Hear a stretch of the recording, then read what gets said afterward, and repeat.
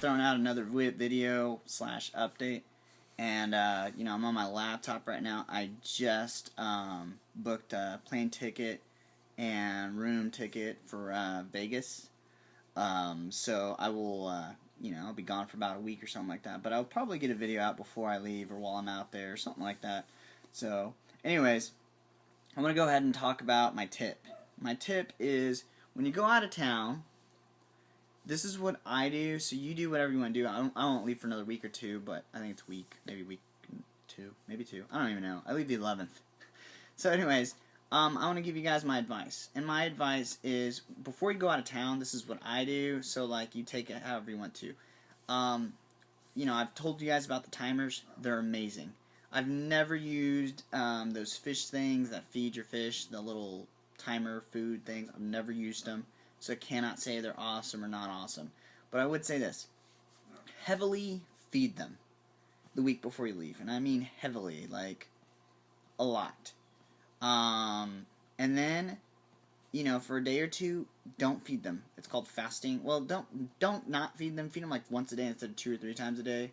Or I don't know how much you feed them now, but I usually go for 2 to 3 times a day.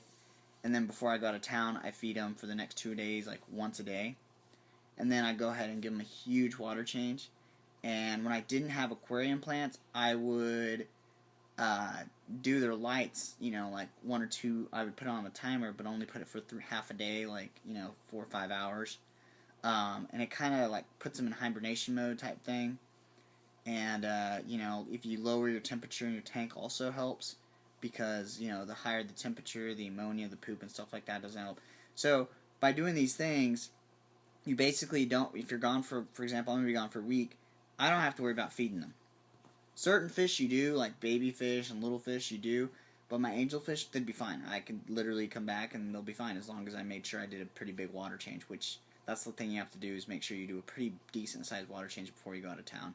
I would recommend 50, if not more. So, I hope you guys enjoyed. It's not really the greatest tip, but you know, that's what you do is you kind of feed them heavily so they get some you know, like basically think of it like a person.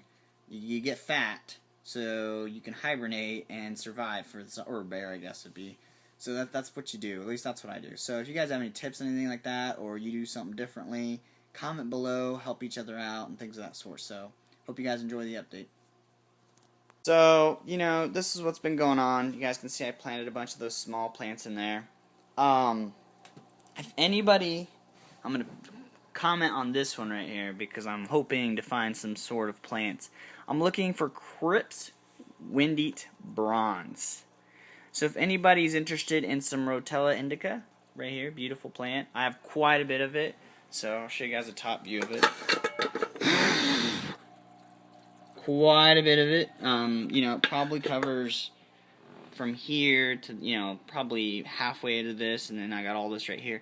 I mean, I got all this. So, if anybody's interested in trading, I'm looking for Crips Windeat Bronze. And, you know, you just tell me how much of this you have, or how many, or, you know, we can just negotiate a trade or whatever. That's what I'm looking for. You know, I saw someone had a small green, I mean, it might be called green Crips, that was basically about this tall. You know, look, this is 20 gallon. So if anybody has that Crips, I'm not sure what it's called. It might be called Crips Ubuntu or something like that. But it's also smaller Crips, smaller than the Crips Windeat. If, you know, that is the case and it's smaller, and I mean smaller by like, you know, half the size of it, I would also be willing to trade. So if somebody's looking for this Rotella. If I don't hear anything from anybody in a week or two, or basically when I get back from Vegas or before I leave from Vegas, I'll go ahead and post this up for sale. So, you know, if somebody's interested in this plant, I'm not really sure how much for the whole damn thing, but, you know, if you're looking for just a couple stems or something like that, I don't know, just hit me up with a private message and we can work something out. And if I can't, then, you know, I guess I'll move it around. And I mean, I think I'll be able to sell it, but figured to go ahead and give you guys on YouTube the opportunity first before I did anything. So that's what's up with that. Basically, what I plan on doing, like you guys know, Crips Windeat Bronze in the back, Hygrophila and Augusta in the back, like the very far back. And then I would like to do, you know, I saw this green Crips. I'm almost positive it exists. Maybe it doesn't. It only grows about yay tall. and it's a really tiny small crypts. It's like a baby crypts. And if it doesn't exist, then I'll just keep whatever the hell plant this is. I don't even know what it is, honestly. I just planted it. It was in my 55. So that's the plan. Empty. Dropped the temperature down to 75, and I moved the angelfish. I was fed up with them and moved them. So that's what's up with that. So, and I really don't even need the filter. I mean, I have the light on there, and it's on a timer. So I don't even know what I'm going to do with this. So let me show you guys the other tanks. So I moved the angelfish in here. Nothing too crazy about it. Someone asked me about my lighting, so I'll go ahead and show you guys what's been going on, or what I have. Give it a second to adjust. I just have these cheap compact fluorescents. I built this canopy. This is an old bathroom light fixture they were throwing away when I was remodeling houses, so I used it.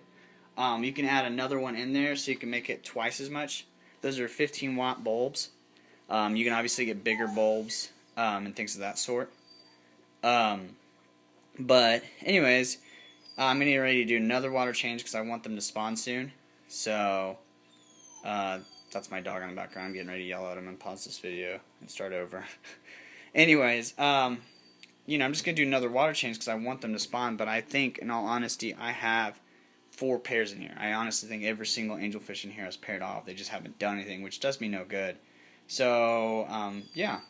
And whoever messaged me about the orange koi, the highest one, I'm pretty sure that's the only one I want to pair off. I can care less about the other ones. Once I get him to pair off or her to pair off with whoever, I'm getting rid of all the other ones. Don't even care. So, I mean, they're really good. I mean, even like the other ones that aren't very high coverage, they're still really bright. And someone mentioned in my video that, you know, I'm walking in front of it. No, I'm not walking in front of my tanks.